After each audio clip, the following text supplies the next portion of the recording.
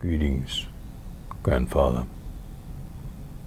I have some homework for you which will help you to identify with other forms of life and may lead to something else at some point. For those of you who can go outdoors, and I know that's not everyone, it's really for you. We'll try something for the indoors people too. Go outdoors and see if you can find a big tree, meaning an old tree. All right? By that I mean, and you cannot always go by this, if you don't know trees very well and you don't know how big they would be after a certain time of life, for many trees it would be this big at the base, all right, or bigger. But for some trees, they are very old and they're only like this. So try to find a tree that is at least 50 years old. If you're in doubt, go check another tree. This is what I'd like you to do. Ideally, this would be a tree that nobody else is leaning up against. Okay, and so therefore you can see it needs to be a tree where you can either stand next to and lean up against the trunk. Okay, so it has a lot of low-lying branches. You have to rule that out too. Or can sit next to it and lean up against the trunk.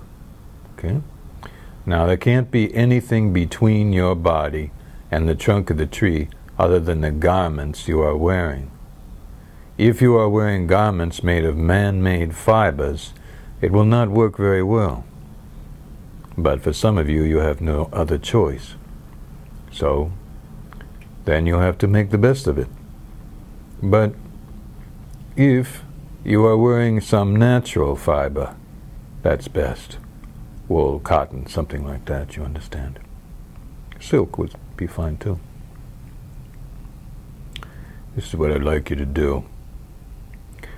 I'd like you first to, as you're leaning against the tree again, try to find a tree that nobody else is leaning against. And have a friend, perhaps, if you wish, to try to keep people away gently if a place is crowded. And you can always say, I'll tell you what I'm doing later so you can try it, if you want to. But maybe this will be a tree in somebody's property where you have permission to be. That's fine.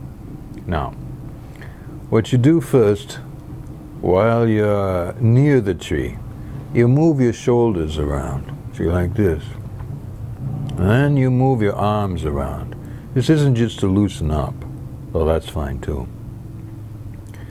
But there's a reason to move your shoulders around and move your arms around, okay? You're going to, at first, become aware of your physical body. And it's much easier to become aware, to be in your physical body, you see?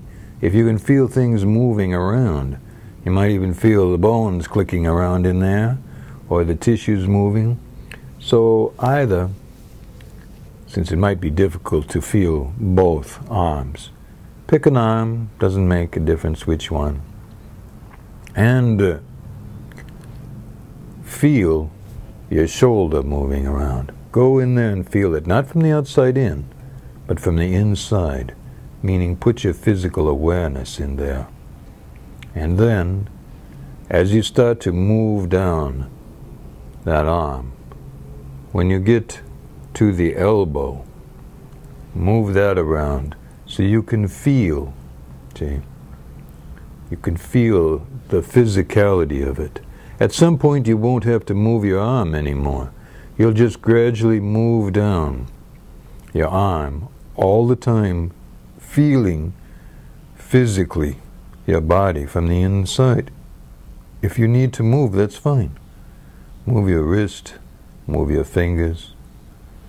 You're essentially bringing your physical awareness down to the tips of your fingers, but you're starting up here so you can get used to the process, you see.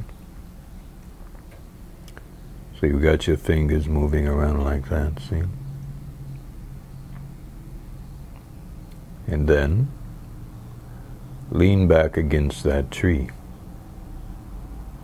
More next time.